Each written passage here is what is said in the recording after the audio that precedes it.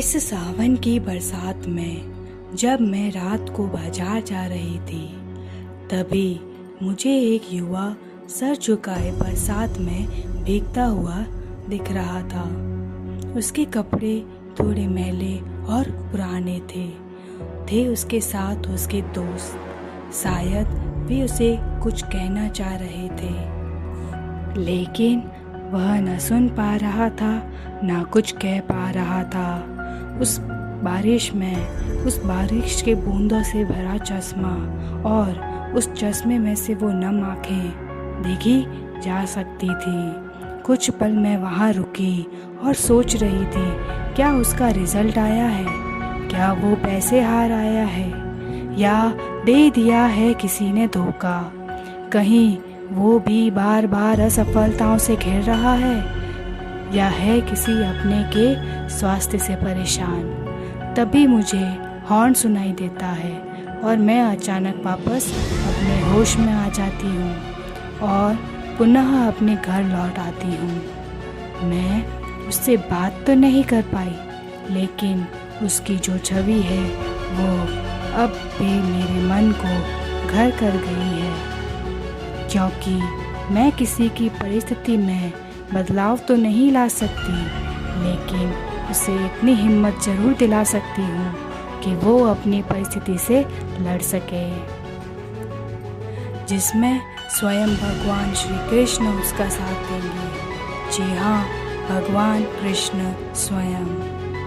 इसलिए अब मैं आपको उस विधि से परिचय करवाऊंगी जिसमें आप स्वयं श्री कृष्ण के साक्षात्कार करेंगे और अपनी समस्याओं का समाधान पाएंगे।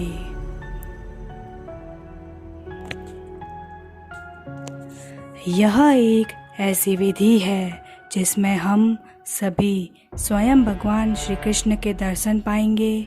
हाँ, आपको लग रहा होगा कि ये पॉसिबल नहीं है, परंतु किसी महान विद्वान द्वारा प्राप्त ये सिद्धि आपके पास पहुंचाने की मैं सिर्फ एक कारण निमित्त हूँ। आइए इस विधि को प्रारंभ करें। सर्वप्रथम आपको एकांत ढूंढना है। यदि एकांत न हो तो आप ईयरफोन का उपयोग कर सकते हैं। आपको यदि लेटने का स्थान प्राप्त है तो लेट जाएं, अन्यथा किसी सहारे वाले स्थान पर बैठ जाएं। अब आप धीरे धीरे अपनी आंखें बंद करें और लंबी लंबी सांसें लें।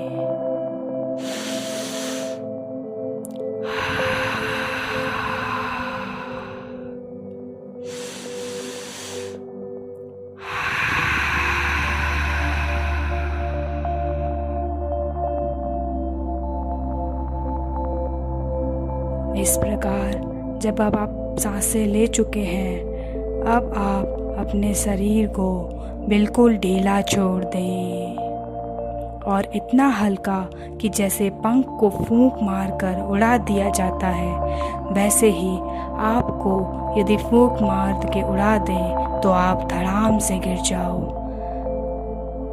जब आपकी आंखें बंद है तब आप देखते हैं कि आपको सब कुछ काला नजर आ रहा है, अंधेरा ही अंधेरा है। आप देखते हैं कि आप एक अंधेरे कमरे में बंद हैं। आपके शरीर की आत्मा धीरे धीरे शरीर से निकलती दिख रही है। ये आत्मा अब स्वतंत्र है, सभी बंधनों से मुक्त है, जिस पर कोई आकर्षण बल कार्य नहीं कर रहा। धीरे धीरे आपकी स्वतंत्र आत्मा ऊपर उठ रही है और ब्रह्मांड के दर्शन कर रही है। आपको ये जादुई दुनिया इस प्रकार दिखाई दे रही है कि सूर्य जिसमें इतना तेज है से आपकी आत्मा जो ऊर्जाहीन थी, मैं धीरे धीरे ऊर्जा पुनः भरती जा रही है। आपकी रोशनी तेज हो रही है। अब आप इस काल चक्र को भेदते हुए एक गांव में पहुंच जाते हैं। यहाँ आपको नदी की आवाज़ सुनाई दे रही है।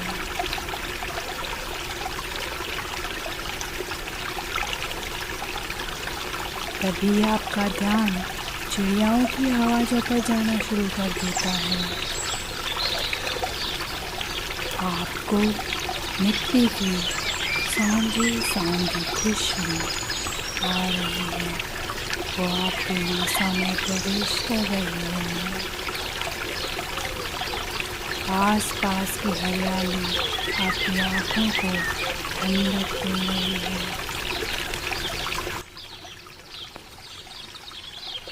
तभी आपको हल्की मधुर मूली की ध्वनि सुनाई देती है। आप धीरे धीरे उस ध्वनि की तरफ बढ़ने लगते हो। आप देखते हो कि एक जवान जिसके पैर सिंदूरी लाल है, पीला वस्त्र पहना है, जिसके सिंदूरी हाथों में बांसुरी है, जिसे गुलाबी होठों से निकलती वायु वातावरण को स्वरमय कर रही है। आँखें जो बंद है कमल के समान है, कमल की पंखुड़ियों के समान है। सिर पर मोर पंख हवा के झोंके से इस प्रकार हिल रही है मानो पुरानी किताबों से धूल झड़ रही हो। आप इस बांसुरी की आवाज़ को सुनने में मंत्रमुग्ध हो जाते हैं।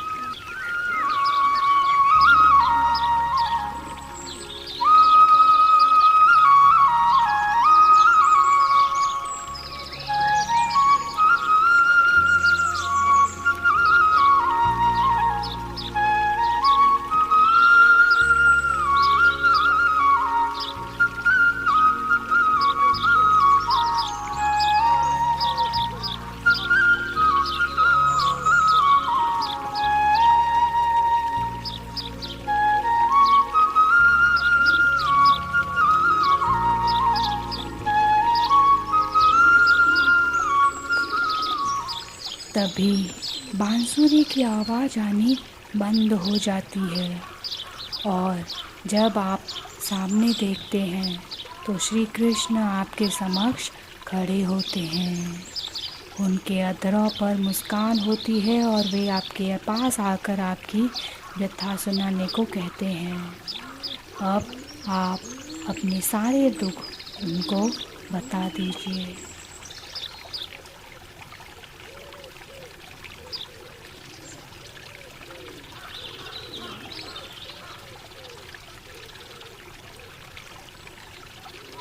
अब श्री कृष्ण आपको उसका समाधान बता रहे हैं, सुनिए।